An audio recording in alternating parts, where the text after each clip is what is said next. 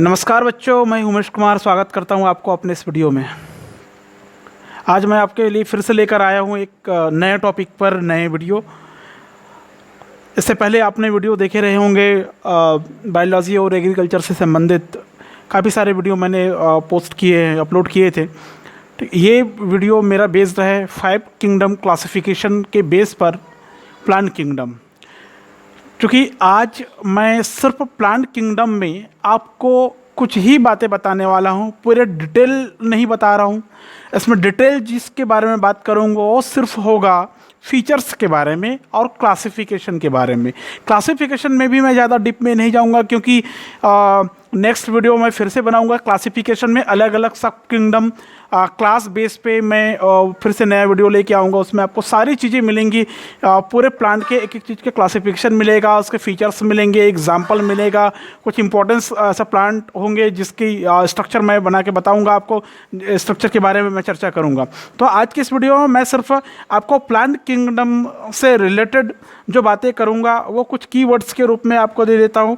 ये होगा इंट्रोडक्शन के लिए, इंट्रोडक्शन के रूप में होगा, ठीक है। नेक्स्ट बात करूंगा मैं साइलेंट फीचर्स पे, इंपॉर्टेंट कैरेक्टर पे बात करूंगा इसके, और लास्ट में मैं जाऊंगा क्लासिफिकेशन पे, ठीक है। क्लासिफिकेशन पे क्लियर है? अब समझ रहे हैं मैं क्या बोल रहा हूँ, ठीक है। तो इंट्रोडक्शन के बारे में अगर हम लोग बात करें, प्लांट किंगडम के इंट्रोडक्शन के बारे में, तो एक सीधे सा सवाल मन में ये उठता है, अब भाई आखिर हम इंट्रोडक्शन क्यों जाने और क्यों पढ़ें।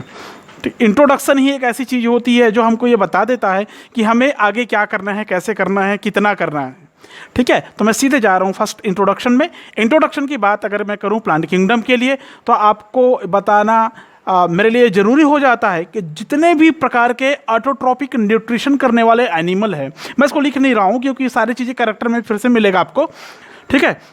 जितने भी प्रकार के ऑटोट्रॉप्स एनिमल है, मतलब autotrophs animal, autotrophs living beings, ठीक है, eukaryotic cell structure, multicellular body organism, अर्थात जिसमें स्वपोषी पोषण करने की क्षमता हो, स्वपोषी पोषण करता हो, ठीक है। कोशिकी संरचना यूकैरियोटिक वाली हो और जो शारीरिक संरचना है वो बहुकोशिकीय प्रकार के हो। तो इन सारे जीवों को एक साथ प्लांट किंगडम में रखा गया है। क्लियर है? ठीक है। इन सारे एनिमल्स में, सारे जीवों में, सारे प्लांट्स में क्लोरोप्लास्ट प्रेजेंट होता है।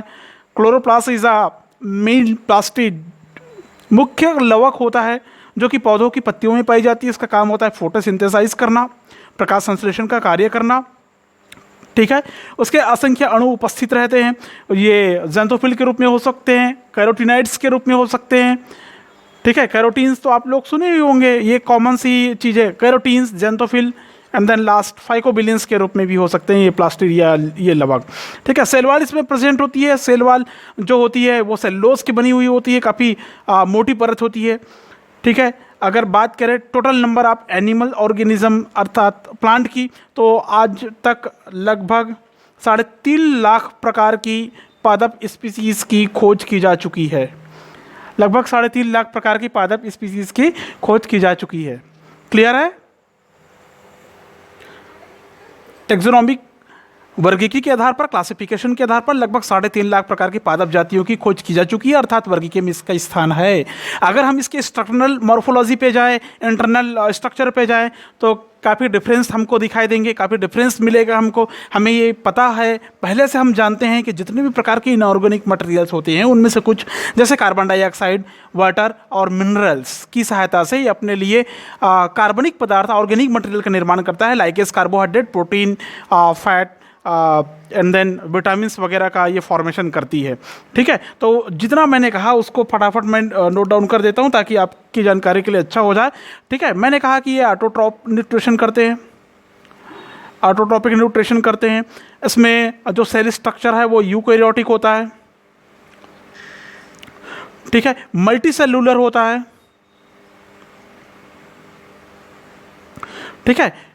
ऐसे एनिमल को सबको हम एक साथ प्लांट किंगडम में रखते हैं, पादप जगत में रखते हैं, ठीक है। इसकी पत्तियों में क्लोरोफिल प्रेजेंट होती है, प्लास्टिड या लवक के रूप में क्लोरोफिल प्रेजेंट होती है। क्लोरोफिल का काम होता है फोटोसिंथेसिस करना, भोजन का निर्माण करना पौधों के लिए। फोटोसिंथेसिस का काम करना, इसके द्वारा ये इनऑर्गेनिक मटेरियल्स है like as water, carbon dioxide and then many types of minerals जो कि भूमि में मिट्टी में सॉइल में प्रेजेंट होती है, उसको जल की सहायता से अब्जॉर्ब करती है, वायुमंडल से एटमॉस्फेयर से कार्बन डाइऑक्साइड लेती है और ऐसे करके सनलाइट की उपस्थिति में फोटोसिंथेसिस का कार्य संपन्न करती है और अपने लिए बनाती है ऑर्गेनिक कंपोनेंट, ऑर्गेनिक मटेरियल्स बनाती है, कार्बनिक पदार्थ का निर्माण करती है। इस कार्बनिक पदार्थ में हेक्सो शुगर अर्थात कार्बोहाइड्रेट तो है ही, हेक्सो शुगर कार्बोहाइड्रेट के रूप में, सैकराइड्स के रूप में होता है, ठीक है। इसके अलावा प्रोटीन, फैट, विटामिन का भी फॉर्मेशन ये करती है, ठीक है। इन सारी चीज़ों का निर्माण ये कर रही है, अर्थात दूसरे एनिमल्स के लिए भी यही प्रमुख भोज्य अवयव है, भोजन का प्रमुख अवयव है। हमको पता है कि संतुलित आहार में हमारे भोजन में सारी चीज़ें होना चाहिए, कार्बोहाइड्रेट होना चाहिए, प्रोटीन होना चाहिए, फैट होना चाहिए, विटामिन होना चाहिए। तो ये सारी चीज़ें कौन बना रहा है, किस में बन रहा है, प्लांट में बन रहा है। इसके आधार पर प्लांट को हम एक दूसरा नाम भी देते हैं और दूसरा नाम कुछ इस प्रकार से होता है, ये आप लोग जानते हैं, प्रोड्यूसर। उत्पादक की श्रेणी में रखते हैं सारे प्लांट को, किस श्रेणी में रखते हैं, उत्पादक की श्रेणी में रखते हैं। अगर नेक्स्ट कैरेक्टर की अगर हम लोग बात करें तो नेक्स्ट कैरेक्टर में आपको मिलता है, इसमें सेल वॉल प्रेजेंट होता है, सेल वॉल प्रेजेंट होता है, ठीक है। ये जो है इंट्रोडक्शन के रूप में मैं बता रहा हूँ ताकि आपको समझ में आ जाए कि प्लांट की श्रेणी में किसे किसे रखा गया है। ये जो सेल वॉल प्रेजेंट होता है सेल्यूलोज से निर्मित होता है, ठीक है। किससे निर्मित होता है, सेल्यूलोज से निर्मित होता है। और ये इतनी चीज़ें काफ़ी है, पर्याप्त है कि आप समझ जाओ कि हाँ ये प्लांट है। क्लियर है, ये आपका समझ में आ गया होगा ये प्लांट है। अब यहाँ पर बहुत सारे प्रकार के बायोलॉजिकल एक्टिविटी भी आ जाती है। फॉर एग्जांपल अगर मैं फोटोसिंथेसिस कहूँ तो ये इनकी शरीर में होने वाली एक बायोलॉजिकल एक्टिविटीज़ है जो विभिन्न प्रकार के अंगों की सहायता से, विभिन्न प्रकार के मटेरियल्स की सहायता से संपन्न होता है। क्लियर है। सेल वॉल की बात मैंने किया, सेलुलोज का फॉर्मेशन इसमें होता है, का मतलब सेलुलोज उसमें बनता कैसे, कहाँ से आता है, सेल वॉल कैसे आता है, सेल वॉल कैसे डिस्कवर होता है, वहाँ से कैसे बनता है, कैसे उसकी ओरिजिन होती है, एटसेट्रा, ये सारी चीज़ें आ जाती है, ठीक है। इसके बेस पे आप कह सकते हैं कि हाँ ये प्लांट है, ठीक है। अब आगे जाते हैं हम। अब मैं बात करता हूँ सेकेंड कीवर्ड्स पे, features, salient features of animal kingdom, salient features of animal kingdom, ठीक है। तो हम लोग विशिष्ट लक्षण की जब बात करते हैं, हम लोग मुख्य लक्षण की बात करते हैं, तो मुख्य लक्षण हमें क्यों पढ़ना चाहिए, तो मुख्य लक्षण हमें ये बता देता है कि हाँ ये प्लांट है। हम इस प्रकार की अगर व्यवस्था या अरेंजमेंट हमको कहीं दिखाई देती है, इस प्रकार के कैरेक्टर अगर हमको दिखता है तो हम उसको किस श्रेणी में रखेंगे, प्लांट की श्रेणी में रखेंगे, ठीक है। वो कहलाता है फीचर्स और कैरेक्टर्स, ठीक है। तो कैरेक्टर्स में आ जाइए, ठीक है। कैरेक्टर्स में अगर हम लोग जाएंगे तो आपको मिलेगा कि भूमि में स्टेबल रहने वाले, स्थिर रहने वाले, स्टेबल ऑन अर्थ, पृथ्वी में स्थिर रहने वाले। कुछ तो एक्वाटिक भी होते हैं, आपको पता है, एक्वाटिक के रूप में, एक्वाटिक मतलब जली। कुछ प्लांट पृथ्वी की सरफेस पर पाए जाते हैं तो कुछ प्लांट पानी में भी मिलते हैं, आप जानते हैं, जली पौधे के रूप में मिलते हैं, ठीक है। नेक्स्ट कैरेक्टर की अगर बात करें, साइलेंट फीचर्स की बात करें, तो इसमें मल्टी सेल्यूलर टाइप की सेल ऑर्गेनाइजेशन पाई जाती है इन बॉडी, शरीर में मल्टी सेल्यूलर टाइप की सेल वॉल प्रेजेंट होती है। मल्टी सेल्यूलर बहुकोशिकीय प्रकार की इसमें संरचना होती है, सेल वॉल प्रेजेंट होती है, ऊपर भी मैंने कहा था सेल वॉल प्रेजेंट होती है। ये सेल वॉल किससे निर्मित होती है, मुख्यतः सेल्यूलोज से निर्मित होता है, मेल्लू सेल्यूलोज से निर्मित होता है ये, ठीक है। Next example, next salient features की अगर मैं बात करूं तो इसमें एक प्रमुख प्लास्टिड पाई जाती है। प्लास्टिड मीन्स होता है लवक, लवक का नाम आता है क्लोरोफिल। क्लोरोफिल के कई अवयव, कई घटक होते हैं। क्लोरोफिल की बात करते हैं, क्लोरोफिल ज़ैंथोफिल है, कैरोटीन्स है, और एक नाम आता है फाइकोबिलीन्स। ये सारे क्लोरोफिल के अवयव है जो क्लोरोफिल के रूप में पौधों की पत्तियों में पाई जाती है, ठीक है। ये क्लोरोफिल ही डिसाइड करता है कि उसमें फोटोसिंथेसिस होगा, क्या होगा, फोटोसिंथेसिस होगा, प्रकाश संश्लेषण की प्रक्रिया होगी जिसके फलस्वरूप ऑर्गेनिक कंपोनेंट का फॉर्मेशन होगा, तब जाके हम इसको कहेंगे प्रोड्यूसर। नेक्स्ट फोर्थ, न्यूट्रिशन के बारे में बात करते हैं। अगर न्यूट्रिशन के बारे में बात करें तो इसमें पोषण विधि में अगर जाएँ तो कई प्रकार की पोषण विधि इसमें मिलेंगी। एक पोषण विधि का नाम यहाँ पर मैं पहले लिखता हूँ, इसको बोलते हैं हम लोग ऑटोट्रॉफ, जो शुरू में मैंने कहा था। ऑटोट्रॉफ भी है ये, ऑटोट्रोपिक प्रकार का न्यूट्रिशन करते हैं, स्वपोषी पोषण करते हैं। स्वपोषी पोषण जिसमें होता है तो ये कहलाया गया प्रोड्यूसर, कहलाया, उत्पादक की श्रेणी में रख दिए। वैसे सारे प्लांट को, चाहे वो ऑटोट्रोपिक न्यूट्रिशन करता हो, हेटरोट्रोपिक करता हो, सबको हम लोग प्रोड्यूसर की श्रेणी में रखते हैं। प्लांट है तो सबको प्रोड्यूसर कहा गया है, लेकिन फिर भी इसमें कैटेगरी में डिवाइड है। न्यूट्रिशन के बारे में बात करते हैं। ऑटोट्रोपिक पोषी प्रकार का पोषण करता है, अपने लिए भोजन खुद ही बनाता है, ठीक है। सेकेंड टाइप में अगर मैं बात करूं तो सेकेंड टाइप में आता है हेटरोट्रोपिक न्यूट्रिशन। हेटरोट्रोपिक न्यूट्रिशन में फिर से जिसको हम लोग कहते हैं विषम पोषी पोषण, तो इसमें और कई कैटेगरी में डिवाइड हो जाती है। फास्ट अगर मैं बात करूं तो ये हो जाता है सिंपल इंसेक्टिवोरस के रूप में। इंसेक्टिवोरस कीटभक्षी बोलते हैं। कुछ प्लांट ऐसे होते हैं जो कीटों का भक्षण करते हैं अपने पोषण की आवश्यकताओं को पूरा करने के लिए। उदाहरण मिलेगा आपको निपेंथिस। निपेंथिस को बोलते हैं पिचर प्लांट, कलश पादप के रूप में, घटपर्णी के रूप में आप लोग सुने होंगे। और नेक्स्ट प्लांट आता है ड्रोसेरा वगैरह। ड्रोसेरा यूट्रिकुलेरिया भी आपने सुने होंगे, नहीं सुने हैं तो यहाँ पर सुन लीजिए, ये काफ़ी इंपॉर्टेंस हो सकता है आपके लिए आगे। ये इंसेक्टिवोरस प्रकार के प्लांट की भक्षी प्लांट होते हैं। नेक्स्ट प्लांट की अगर बात करें, नेक्स्ट न्यूट्रिशन मैकेनिज्म की अगर बात करूं इन हेटरोट्रोपिक न्यूट्रिशन में, तो ये होता है पैरासाइट भी होता है। पैरासाइटिक प्रकार के प्लांट होते हैं, मतलब परजीवी होते हैं, जैसे अमरबेल जानते हैं आप लोग, कसकूटा, ठीक है, कंप्लीटली परजीवी है, एक दूसरे पर आश्रित रहने वाले होते हैं, ठीक है। नेक्स्ट की बात करूं अगर मैं, तो इसमें मिलता है आपको सेफ्रोफाइटिक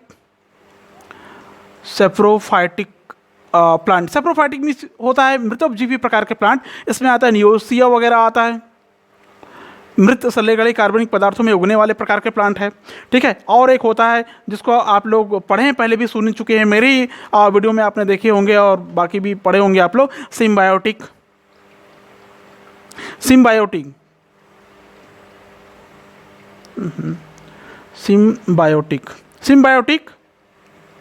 अर्थात सहजीवी पोषण करने वाले। सहजीवी पोषण करने में इसमें कुछ कैटेगरी में बांट दिया गया है सहजीवी पोषण करने वाले को। जैसे एक होता है लाइकेन जानते हैं, जिसमें कवक और शैवाल का मिला जुला रूप होता है। एक होता है माइकोराइजा। माइकोराइजा के बारे में अगर आप नहीं सुने थे तो यहाँ पर सुन लीजिए। माइकोराइजा से संबंधित सवाल बहुत बार पीएमटी, नीट वगैरह में, पहले पीएमटी अब नीट वगैरह में पूछा जाता है माइकोराइजा से संबंधित। लाइकेन तो जानते ही, शैवाल और कवक का मिला जुला मिश्रण को हम लोग कहते हैं लाइकेन, जिसका उपयोग हम मसालों के रूप में करते हैं। काफ़ी ज़्यादा इकोनॉमिकल इंपॉर्टेंस इसका होता है। माइकोराइजा की अगर बात करते हैं तो माइकोराइजा में क्या होता है, जितने भी प्रकार के ट्रैकियोफाइटा प्लांट होते हैं, अर्थात उच्च संवहनी पौधे होते हैं, उनकी जड़ में कवक उग आते हैं। उसको बोलते हैं, जब जड़ उच्च श्रेणी के पादप की जड़ में कवक उगा है तो माइकोराइजा कहलाता है, ठीक है। राइजोबियम तो जीता जागता उदाहरण है, सबको पता है राइजोबियम में क्या होता है, ठीक है। उसके जड़ में क्या होता है, जड़ में वो जीवाणु पाए जाते हैं। तो इस प्रकार के कैटेगरी में बटा होगा सिम्बायोटिक में, ठीक है। तो ये हो गया न्यूट्रिशन हो गया, ठीक है। न्यूट्रिशन के बारे में मैं अगर बात करूँ तो इसमें जो भोजन का संचय होता है, जो फूड मटेरियल का फॉर्मेशन होता है, इसमें जो भोजन निर्मित होता है वो स्टार्च के रूप में संग्रहित रहती है, ठीक है। स्टार्च के रूप में संग्रहित रहती है भोजन, ठीक है। और इसी स्टार्च को दूसरे जीव जंतु भोजन के रूप में ग्रहण करते हैं। अगर बात करें हम लोग रिप्रोडक्शन की बात करें तो इसमें दोनों प्रकार के रिप्रोडक्शन होगा, सेक्सुअल भी होगा और एसेक्सुअल भी होगा, ठीक है। यहाँ पर मैं आपको डिटेल नहीं बताऊंगा क्योंकि इसके लिए प्लांट किंगडम में जब मैं आगे का वीडियो लेके आऊँगा आपके लिए, तो उसमें आपको क्लासिफिकेशन वाइज पूरा वीडियो बना के मैंने पूरे कंटेंट क्लियर करके बताऊंगा कि कैसे एसेक्सुअल होगा, कैसे सेक्सुअल होगा। वैसे आपने पिछला वीडियो देखे होंगे तो आप शायद सेक्सुअल रिप्रोडक्शन भी देख सकते हैं मेरे पिछले वीडियो में, ठीक है। और एसेक्सुअल भी देख सकते हैं प्लांट में। तो ये हो गया वो सैलिएंट फीचर्स, वो स्पेसिफिक क्वालिटी जो प्लांट में पाई जाती है, जिसके आधार पर हम किसी भी प्लांट सेल्स को, किसी भी प्लांट को हम आइडेंटिफाई करते हैं, पहचानते हैं। क्लियर है, ये बहुत इंपॉर्टेंस है, इसको बहुत गौर से सुनना, बहुत अच्छे से देखिए इसको, ठीक है। आपके लिए हमेशा काम आ सकता है ये, ठीक है। इसके बाद मैं जा रहा हूँ थर्ड पॉइंट में। जैसे मैंने थर्ड पॉइंट लिखा था क्लासिफिकेशन, फर्स्ट था इंट्रोडक्शन, सेकंड था फीचर्स, और introduction, features and then classification. Classification में जा रहा हूँ मैं, ठीक है। तो क्लासिफिकेशन के लिए मैं आपको बताना चाहूँगा कि क्लासिफिकेशन में मैं सिर्फ नेम बता रहा हूँ आपको कि कैसे कैसे कैसे कैसे सब डिवीज़न और कौन कौन से ग्रुप में इसको डिवाइड किया गया है वो बता रहा हूँ आपको, ठीक है। बाकी डिटेल मैं बाद में बताऊँगा आपको, ठीक है। तो मैं जा रहा हूँ क्लासिफिकेशन में। क्लासिफिकेशन की जब भी हम लोग बात करते हैं, क्लासिफिकेशन की जब भी हम लोग बात करते हैं तो हमारे मन में बहुत सारे सवाल उठते हैं कि क्लासिफिकेशन किस साइंटिस्ट के आधार पर होगा, किन के आधार पर होगा। फिलहाल मैं किसी साइंटिस्ट के बेस पे नहीं बता रहा हूँ, वो मान्य क्लासिफिकेशन बता रहा हूँ जिसको सभी ने लगभग स्वीकार किए हैं उसके आधार पर, और जो आपके एनसीईआरटी के सिलेबस के आधार पर, सीबीएसई सिलेबस के आधार पर, जो आपके बायोलॉजी में है, 11th बायोलॉजी में कंटेंट दिया हुआ है, उस बेस पे मैं यहाँ पर क्लासिफिकेशन आपको बता रहा हूँ, ठीक है। तो जितने भी प्रकार के प्लांट होते हैं उनके शरीर में जो स्ट्रक्चरल कॉम्प्लेक्सिटी होती है, अर्थात संरचनात्मक समानता होती है, जटिलता होती है, एफिनिटी समानता होती है, ठीक है। कंपेरिजन तुलनात्मक जो अंतर होता है या तुलनात्मक जो समानता होती है, उसके आधार पर सारे प्लांट को दो भागों में बांटा गया है, दो कंटेंट में इसको डिवाइड कर दिया गया है, दो ग्रुप में डिवाइड कर दिया गया है। एक होता है नॉन फ्लोरिंग प्लांट और दूसरा होता है flowering plant. Non flowering plant को यहाँ पर अलग नाम देते हैं हम लोग, और वो नाम आता है क्रिप्टोगैमस, ठीक है। फ्लोरिंग प्लांट को कहते हैं हम लोग फेनोरोगेमस, ठीक है। तो मैं यहाँ पर आपको सिंपली सरल तरीके से यहाँ पर क्लासिफिकेशन बता रहा हूँ, इसको बहुत अच्छे से देखिए, ध्यान से, आपको समझ में आएगा, ठीक है। उम्मीद करता हूँ कि आपको ये समझ में आए। प्लांट किंगडम के बारे में मैं बात कर रहा हूँ। प्लांट किंगडम, अभी अभी मैंने ऐसा कहा कि प्लांट किंगडम को पहले दो ग्रुप में डिवाइड किया गया है। प्लांट किंगडम को दो ग्रुप में डिवाइड किया गया है। तो मैं यहाँ पर ऐसा लिखता हूँ, फर्स्ट पार्ट में मैं लिख रहा हूँ किंगडम, प्लांट किंगडम, अर्थात किंगडम प्लांट, सब किंगडम होता है इसमें, ठीक है। कौन सा किंगडम? सब किंगडम होता है क्रिप्टोगैमस, क्रिप्टोगैम्स या क्रिप्टोगैमस कह सकते हैं आप लोग। एंड देन नेक्स्ट सेकंड होता है इसमें सब किंगडम के रूप में, ये होता है फेनेरोगेमस,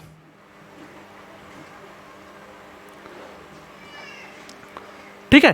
क्रिप्टोगैमस को हम लोग कहते हैं non flowering plant, non flowering plant भी कहते हैं इसको, अर्थात जिसमें पुष्प नहीं खिलता, अपुष्पी पादप कहते हैं, सीडलेस कहते हैं इसको, सीडलेस, फ्रूटलेस ऐसा कह सकते हैं आप लोग, फल रहित और बीज रहित कह सकते हैं, ठीक है। ये क्या है? सब किंगडम है। ध्यान रखेंगे कि ये है सब किंगडम, क्या है?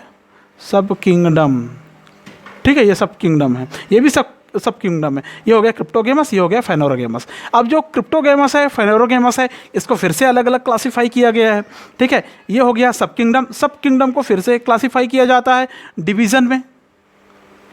किसमें किया जाता है? डिवीज़न में। तो इसके कुछ डिवीज़न आते हैं। क्या क्या डिवीज़न आते हैं? कौन कौन से प्रभाग होंगे इसमें? इसको 3 डिवीज़न में बांटा गया है। फर्स्ट जो डिवीज़न होता है इसमें, पहला जो डिवीज़न होगा इसका वो होगा थैलोफाइटा का। किसका डिवीज़न होगा? थैलोफाइटा का डिवीज़न फर्स्ट, थैलोफाइटा। नाम अगर नहीं सुने रहे होंगे तो आज सुन लीजिए अच्छे से। थैलोफाइटा, थैलोफाइटा अर्थात जिसमें थैलस प्रेजेंट होता हो, इसके बारे में मैं विस्तार से चर्चा करूंगा नेक्स्ट वीडियो में। ये हो गया फर्स्ट थैलोफाइटा, ठीक है, जिसमें आगे बताऊंगा, क्लियर हो जाएगा क्या क्या आएगा। First thallophyta, second bryophyta, and then last third सी, इसी का डिवीजन थर्ड टेरिडोफाइटा।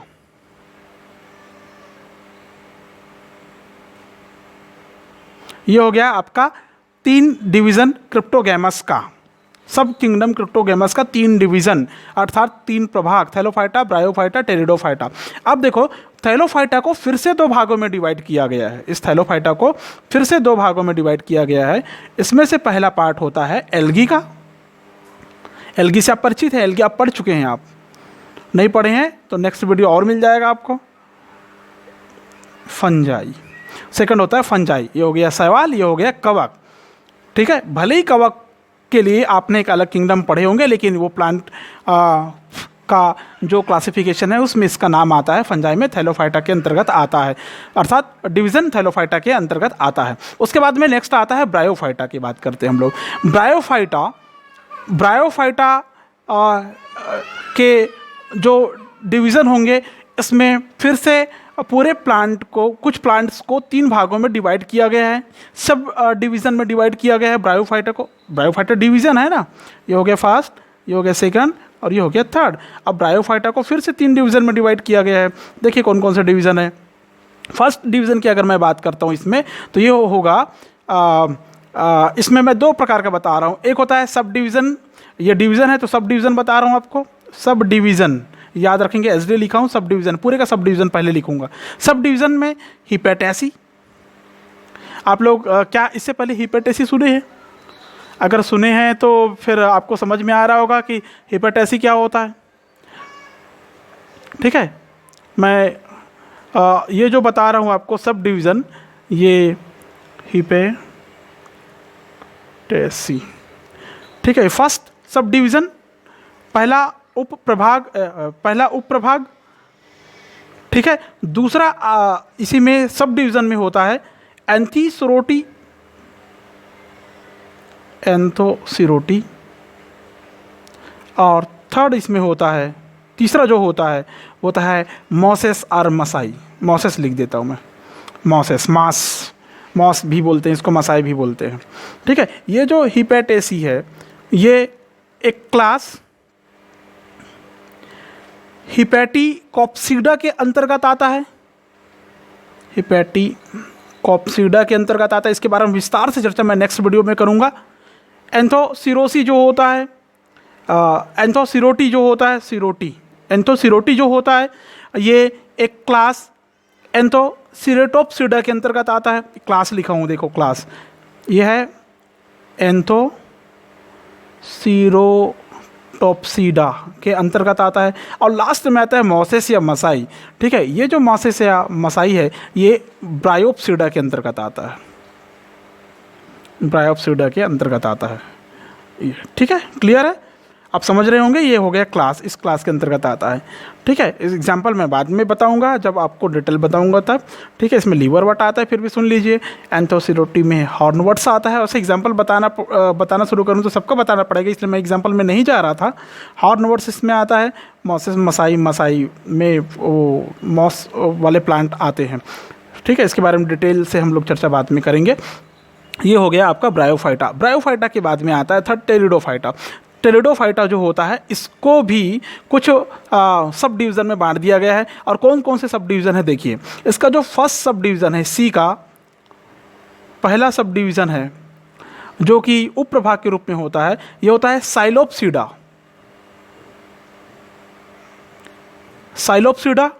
ठीक है, सेकेंड जो इसमें आता है सब डिवीज़न, ये है लाइकोप्सिडा।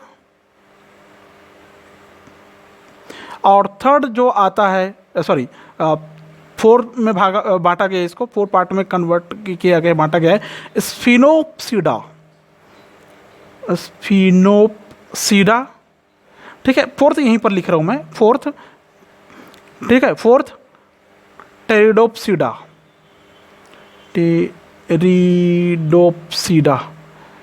ठीक है, तो ये हो गया टेरिडोफाइटा का 4 सब डिवीज़न। ठीक है, ठीक है, उप प्रभाग।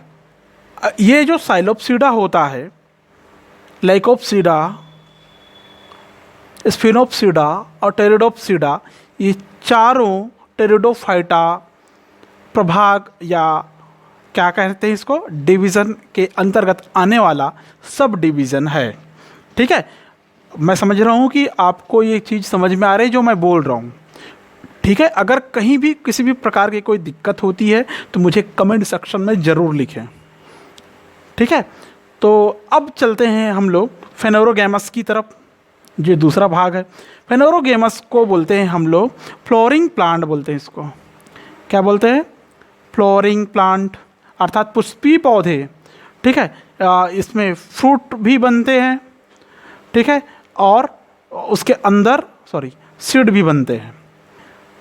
क्लियर है, फ्रूट भी बनते हैं और सीड भी बनते हैं, बीज भी बनते हैं, फल भी बनते हैं।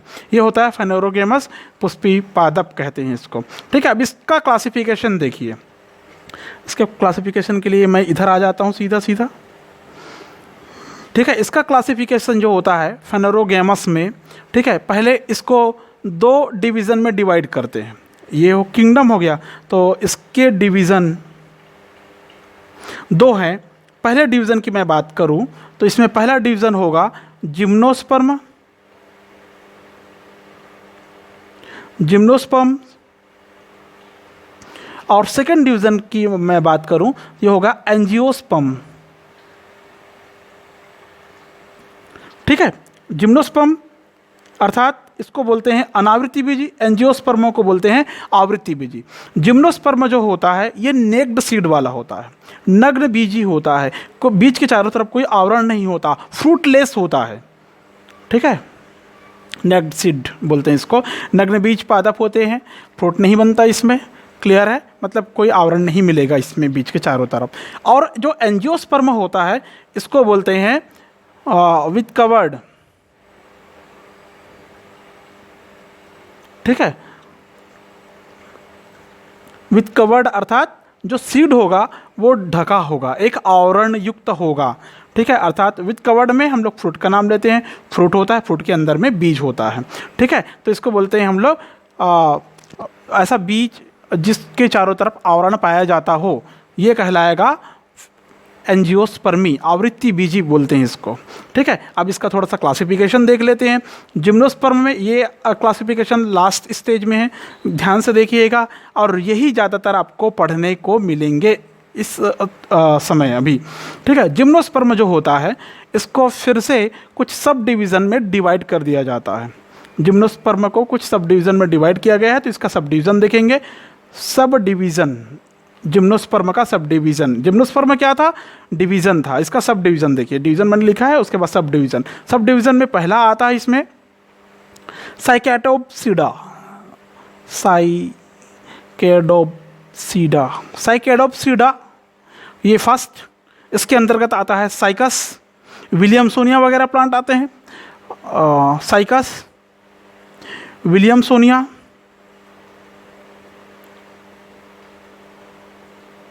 विलियमसोनिया प्रकार के प्लांट आते हैं। ये हो गया फर्स्ट। सेकंड इसका सब डिवीज़न होता है कोनीफेरोप्सिडा, कोनीफेरोप्सिडा, कोनीफेरोप्सिडा। ठीक है, इसमें कोन्स वगैरह, शंकु वगैरह बनते हैं, नाम से स्पष्ट है, आपको बाद में मिलेगा एग्जाम्पल के रूप में। इसका एग्जाम्पल होता है पाइनस वगैरह होता है, इफेड्रा आता है इसमें। ठीक है, क्लियर है, इफेड्रा आता है।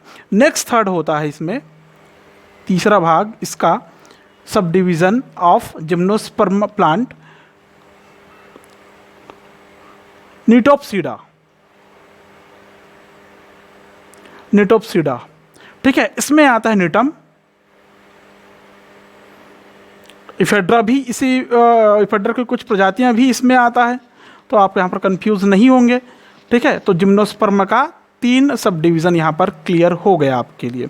ठीक है, अब बात करते हैं हम लोग एंजियोस्पर्म की। तो एंजियोस्पर्म को सिंपली हम 2 भागों में डिवाइड करते हैं। ठीक है, फर्स्ट पार्ट इसका होता है, फर्स्ट पार्ट का नाम है मोनोकोटिलिडन। ठीक है, और सेकेंड पार्ट इसका होता है डाइकोटिलिडन। ठीक है, मोनोकोटिलिडन मतलब एक बीजपत्री, डाइकॉट मतलब द्विबीजपत्री। मोनोकोटिलिडन मतलब हो गया एक बीजपत्री, डाइकॉट मतलब हो गया द्विबीजपत्री। क्लियर है, तो ये था पूरा क्लासिफिकेशन ऑफ प्लांट किंगडम। ठीक है, मैंने शुरुआत किया प्लांट किंगडम का सब किंगडम के रूप में, क्रिप्टोगेमस और फेनोरोगेमस के रूप में। ये हो गया फर्स्ट, और ये हो गया इसका सेकेंड, फेनोरोगेमस। उसके बाद में इसके कुछ डिवीज़न थैलोफाइटा, ब्रायोफाइटा, टेरिडोफाइटा के रूप में।